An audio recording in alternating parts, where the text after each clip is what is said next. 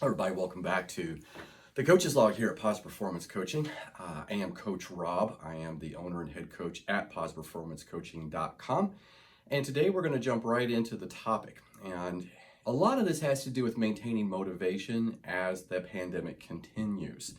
Many of my athletes are still struggling, and as I've said through many of these videos, many online calls, the biggest challenges I have faced this year as a coach has been managing motivation and expectations during the pandemic.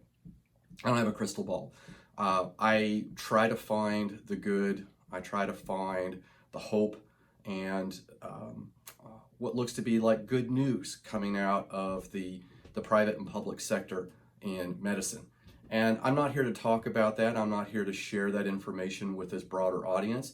Just that I do believe that there's some good news out there, and we may sometimes feel like we really have to hunt for it, but it's there.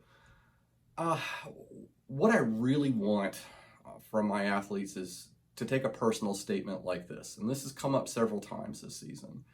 I've lost my motivation. I don't want to train anymore, and I'm not even sure I want to continue with this sport. What I want to be able to do, and in some cases have accomplished with the folks that I coach, is to convert that or turn it on its ear, if you like, to I want to make the most of this situation, and I want to be ahead of the competition when racing returns. That's a tough row to hoe. It's really not an easy statement to switch from I can't, I don't, I won't to I should, I am, and I'm going to. It's really, really tough because I think so many competitive athletes have invested in themselves, not only the aspects of training, but the payoff for training is what? Competition, events. It's a social occasion. It's also, here, look what I just did. Look what I've been working on. Look how I'm performing. And when you pull that part of the equation out of an athlete's life, it becomes very, very difficult to maintain the other 50% of their life as a competitive athlete. So I've turned to some things. There's been many things, but these three things are what seem to be helping. So if you're one of my athletes and we haven't talked about one of these things or any of these things, definitely let's do that. If you are new to this channel, you're self-coached, or maybe you're a new coach and you're trying to get some insights on how to help yourself or your own athletes, feel free, leave a comment. I don't mind sharing. The three things that I've looked at is it's listening and empathy. There are some days where I do a better job of talking than I do listening. That is something that I am working on. And the other thing is to providing alternatives to the training that they've been doing. This has given us a wonderful opportunity in that latter statement that I said, let's make the most of the situation and let's be ahead of the competition. Well, one of the things is that this has provided us a great way to go back and take a look at our limiters, as well as where we truly shine. Where are our strongest performance? Where do those come from? What is it hinged on?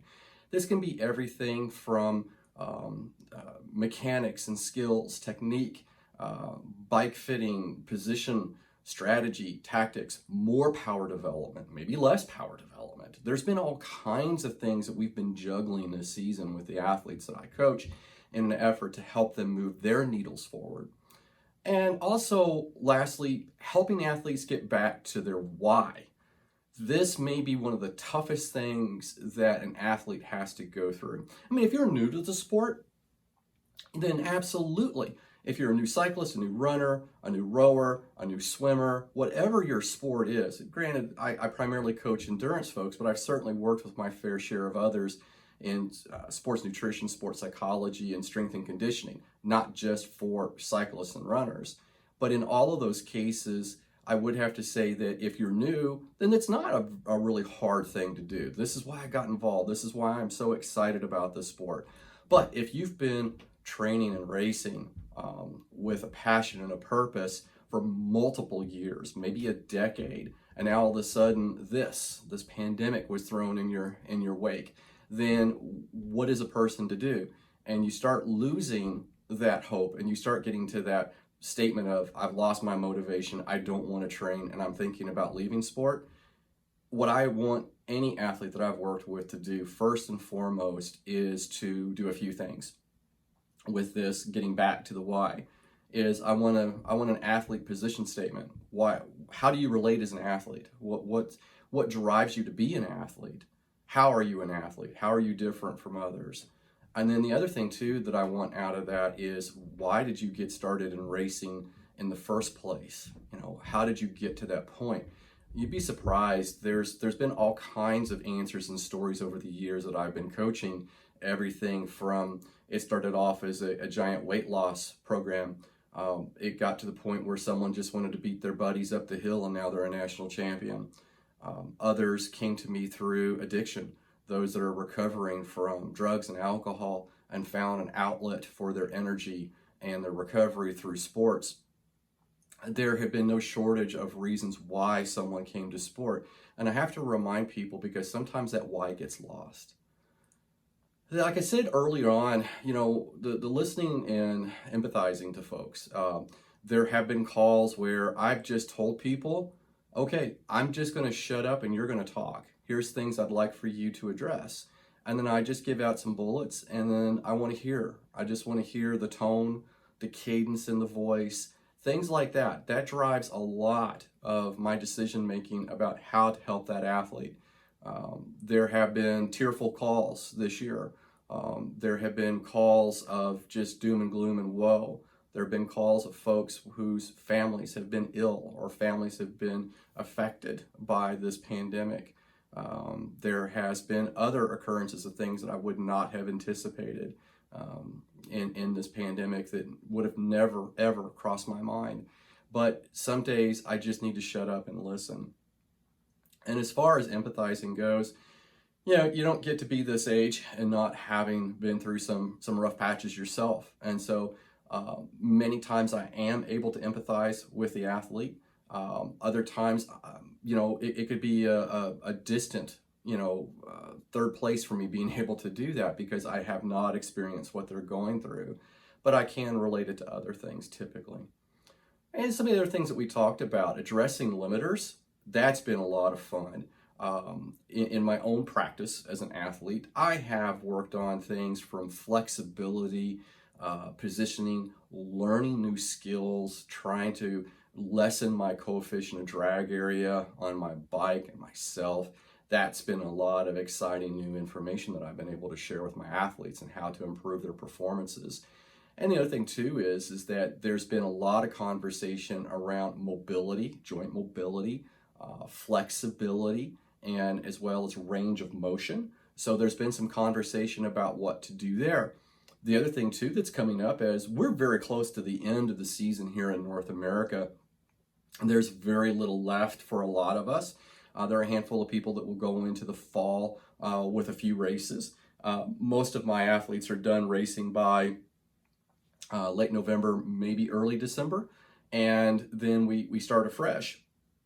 And one of the things that's been really getting bantered about is some experimentation around some new cross training. Think of it as more of a preparatory portion of our season. Big mental break from being inside and focused on one or maybe two sports, and instead broadening that. I know in my personal case, I will be doing a little bit of running and some rowing in preparation. I'm really looking forward to the rowing aspect because this will be new in this practice. It's not something that I intend to coach or train immediately. There's a lot to be learned. And then once I start feeling comfortable with that, I might actually bring that into the practice, because cross training, really, you're looking for things that are apply a functional movement pattern to your given sport. And rowing's one of those things that can help runners, cyclists, swimmers, triathletes, duathletes, aquabike, aquathon. You get the idea. It's one of those things that crosses many boundaries, and it's something I should have been working on years ago.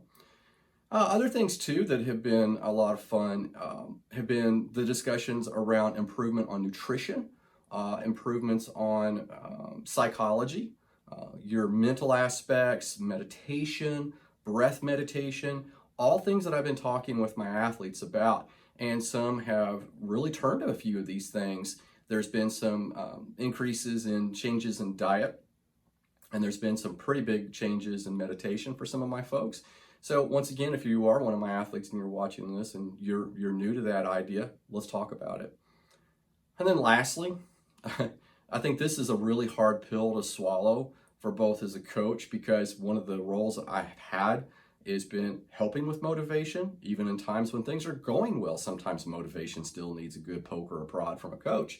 But in this particular case I'm going to say something that just feels so counterintuitive, but it is right. It's okay not to be motivated right now. If you're in North America, race season's winding down.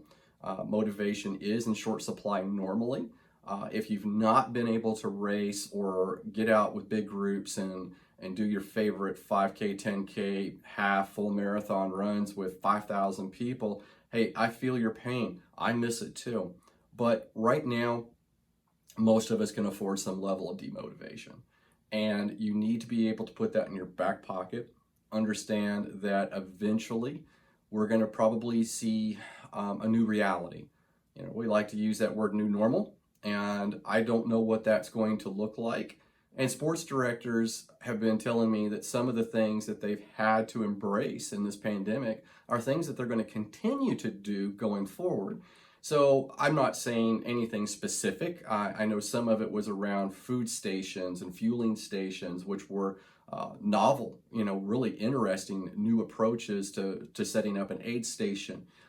Also in registration, sometimes in making sure that folks understand the rules of the race before they show up. I mean, there's been all kinds of interesting things that I have witnessed as a coach and as an athlete that I like.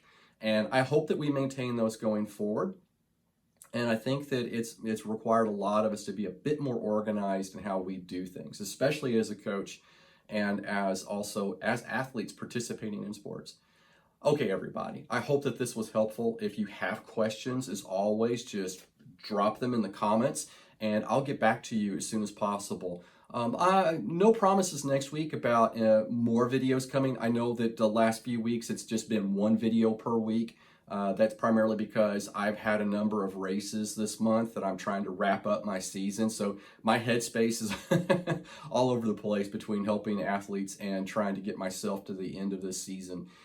Once again, I hope you have a wonderful rest of your training week, and we'll talk again very soon.